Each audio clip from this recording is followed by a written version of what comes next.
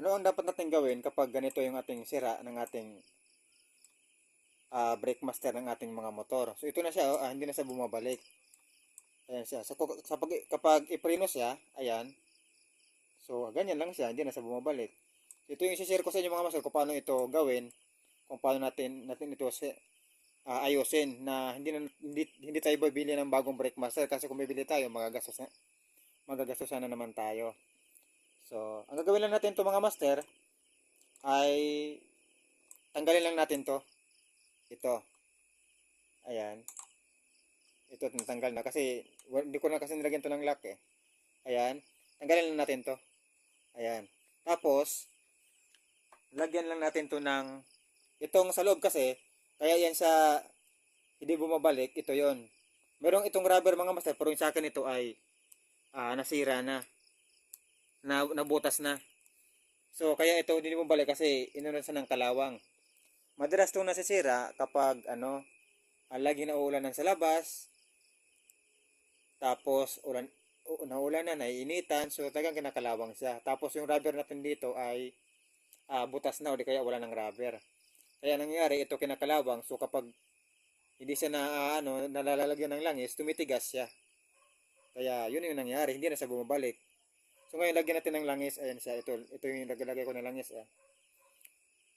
So ito, lagyan na natin to dito. Ngayon, kung wala kayong langis mga master, pwede naman mantika o di kaya baby oil. Ito pinakaloob. Lagyan ito ng oil. Pwede ito mantika o di kaya baby oil. O, siyempre, kung may motor tayo, may langis naman talaga tayo sa mga pinag-change oil natin. Ito lang gamitin natin mga master. Ito mahirap lang to kasi kailangan pa natin kung meron kayong parang injection, pwede nyo yung gamitin mga master para mas madali sa inyo. So kapag ilagay natin to, nalagyan na natin ito ng langis mga master, salsalin natin para bumalik-balik siya. So ngayon, pag lagyan na natin to, pakita ko sa inyo kung paano ito salsalin. Ganun lang naman natin, diin hatak lang naman natin to. Ano to talaga mangyayari kapag lagi na sa nauulanan sa parking. Kaya mas maganda talaga kung may parking tayo na na nasa loob, yung hindi sa nauulanan lagi. Tapos, ang gagawin natin, itong lock niya, ibalik lang natin to.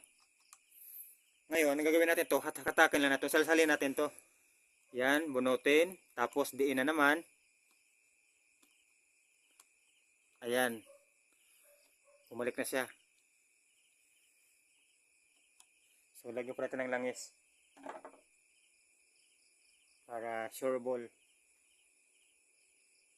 So, ito kapag ganito, maulan na naman ulit, mga ilang buwan, babalik na naman to, titigas na naman to. So, ganun pa rin yung gagawin natin para hindi tayo bibili ng bago. Akala natin sira na yung ating brake master pero yun pala ay kinalawang lang dahil lagi na uulanan.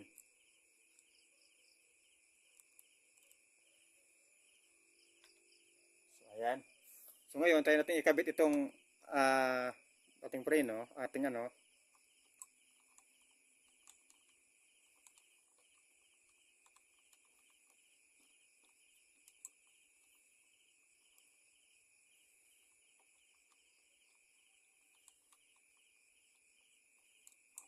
ayan na siya, bumalik na siya.